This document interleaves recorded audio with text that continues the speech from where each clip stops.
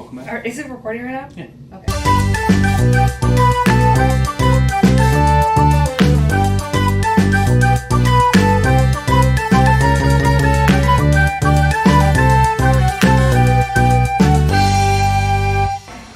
Lights, camera, action! Welcome back to another episode of our Mickey Shaped Life. I'm Joe again. I'm Ashley again. In case you forgot. This is going to be our planning video. We have a trip coming up, so we're going to go over a lot of the things we use, a lot of the things we think about while we're planning, some of the things we've done in the past that worked really well for us. Yeah, so I pretty much followed the same formula for every trip that I plan. Back to our very first trip, I've basically done the same thing. And just for full disclosure, I am a travel planner specializing in Disney vacations. So I always have my contact information in the description box if anybody ever feels like they need a travel planner. And even if you don't use me, I highly, highly recommend using a travel planner. But the first step in our plan, and really should be anybody's planning journey, is to pick when you want to go to Disney. So there are a lot of things that go into it. Obviously, schedules is super important, whether it's kids' schedules or adult schedules. I mean, what you're really looking for. Do you want to be there to experience a holiday, a certain special event? Yes. Because there's a lot of different events throughout the year at Disney.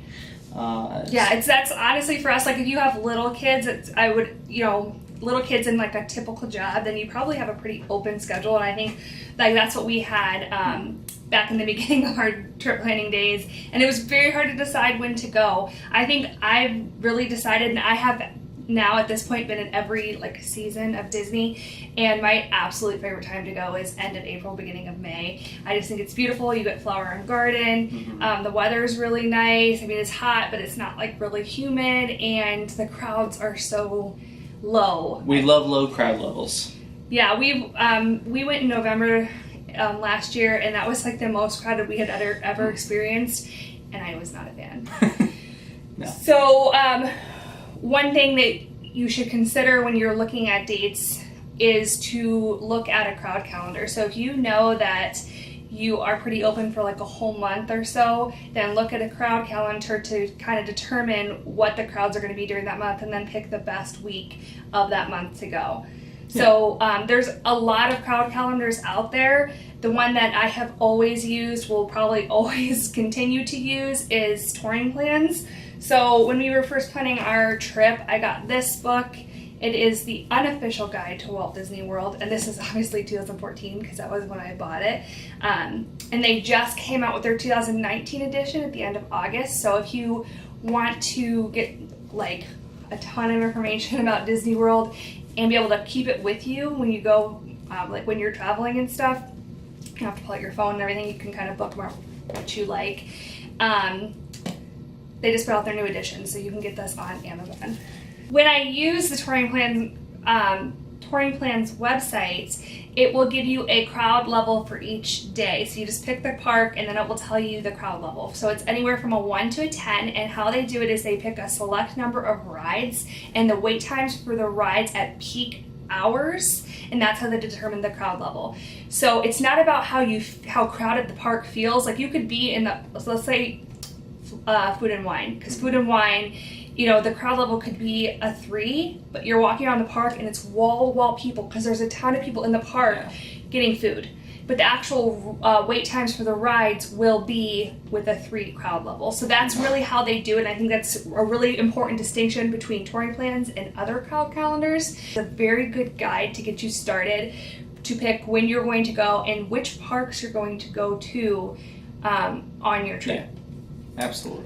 So that's the next thing, is to pick which parks you're going to go to, because you can't really plan anything else until you know which parks you will be in. So the next thing we do is plan which parks we're going to go to, which is the crowd level. It's where the crowd level comes in. So if I know we want to, Magic Kingdom has the lowest predicted crowd level of the 4 parks, then that's the one we'll go to on that day. And once you pick which park you're going to be in, the next thing, and this should all be done more than 6 months out, and I know that sounds crazy if you haven't done a Disney World vacation before, but you have to pick your parks first and then do your dining, and dining is made 6 months out, so that's why you have to pick the parks more than 6 months out.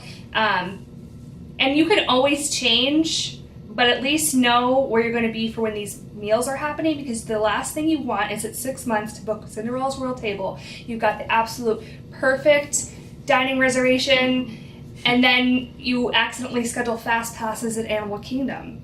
Well, then it can't be in Something's gotta give. parks in one place. So it's really, I typically do stick to like whatever I set 6 months out, and I pretty much stick to that, because otherwise it's very difficult to change. For example, I did not take into account on this current trip coming up that Toy Story Land was going to be open, and I scheduled our Hollywood Studios morning to be on our 3rd day. If you are a Disney Park veteran, you know that that is very hard, because we did not get Slinky Dog Dash Fast Passes because it was too early in our trip to book that.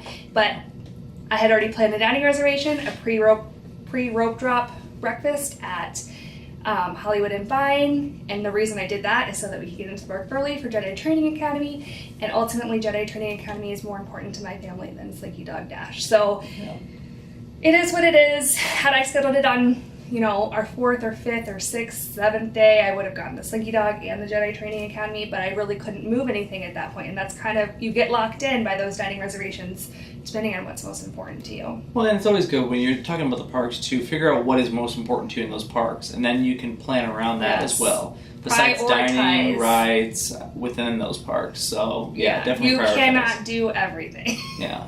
But this would also be when you would schedule any other activities that you wanted to do, that you wanted to pre-schedule. So this would be the time to book Bibbidi Bobbidi Boutique or Pirates League. We also ended up booking, like, if you want to do like a dessert party or any of those special events, you would book those 6 months out, and then you can move them if they don't end up working. The next thing we would do when planning our trip is that's when I would make our touring plans. So I would do that typically just right before the 60-day mark for fast passes. If you are staying off-site, that would be 30 days for you. Or I should say off-site at not a Disney Springs hotel. Because now those hotels also get the 60-day fast pass. But so like a week before we had to make our fast pass reservations, I'll go through and do a touring plan for each park day. And that's when you need to start prioritizing what you're going to do. Because it's impossible to do everything. We always want to do everything. Even on this trip coming up, we're there so many days, and we're going to be in the park every single day, and I still can't make my touring plans work to fit everything I want. So you can do, if you subscribe to a service like touringplans.com, you can make touring plans. They have pre-made ones that you just plug in like the day you're going to go, and they'll adjust it per the crowd level of that day. I like to make my own touring plans, and at this point, I think we kind of are at the point where I know, basically a touring plan is going to tell you the best way to see the rides without least amount of wait possible. Yes. Yeah. The most efficient way for you to tour the park. So at this point, we know the most efficient way to tour the park. The main reason why I do touring plans is because it allows me to figure out what we can physically put in a day and how we're going to go about doing that. So there's other sites that offer touring plans as well. I can't speak to them as same as I can't speak to other sites' crowd levels, because I have been a loyal touring plans user since our first big trip. But that you can definitely get free ones and pre-made ones that follow their crowd calendars or whatever. So if you don't like the whole touring plans aspect, I would still go in with some kind of touring plan just to give you an idea of what you can do. Then at the 2-month mark, then we'll make our fast passes, and then our trip is pretty much planned. And that's pretty much it. Once you get through the fast passes, then you're really in the home stretch, which is kind of where we are sitting right now. I mean, you can definitely make your vacation that much better by just planning, researching, understanding what to expect. I mean, by doing all this, you have an expectation of what it's going to be. So that is how we plan our Walt Disney World vacations. Yeah. And now we're going to talk about some exciting things that we are looking forward to on our next vacation. Yeah. We do have some special things planned for this trip. So what are you most looking forward to? Oh, well, we're going during the Halloween season. So I've heard so much from this one about Hallowishes. So I am super, super excited for Hallowishes. Oh, I hope I didn't get your hopes up. I know. It's so good though, guys. It can't be Tell bad. him how good it is in the comments down below, so Oh. he knows that it's something to. I hope it's good. I think it will be. But it's for me. It'll be a new Disney nighttime show that I haven't seen. So that'll be exciting. That's what I'm most excited about. What are you most excited for? Oh, I'm really excited about the Halloween party too, because it's like one of my favorite things. But the thing I'm most excited about is our anniversary, because I don't want to tell everybody exactly what we're going to be doing because we're going to vlog it. So, but I just think it's going to be a really awesome night. Yeah, it'll be fun. We've got the boys taken care of. They're doing their own thing, and so we get to do our own thing. And I'm just really excited to go to the parks with you. Yeah, it's going to be fun. And we also sat down with the boys just to find out how excited they are. We asked them each one question. You know, what are they most excited for? And I want to do the Toy Story one so good. Toy Story Land. That should be super fun. I'm very excited for Toy Story Land too. Toy Story Toy Story Land? Awesome. I'm excited for that too. Haunted Mansion. That's a good ride. I love that ride. The time that this video is going live on YouTube will actually be the day that we go to Walt Disney World. But if you do want to follow along with our trip live as it happens, the links to our social media will be below. I will be posting a lot on Instagram, so Instagram stories and just like our regular Instagram. And the Instagram is just our Mickey Shaped Life, so you can find us easily on there.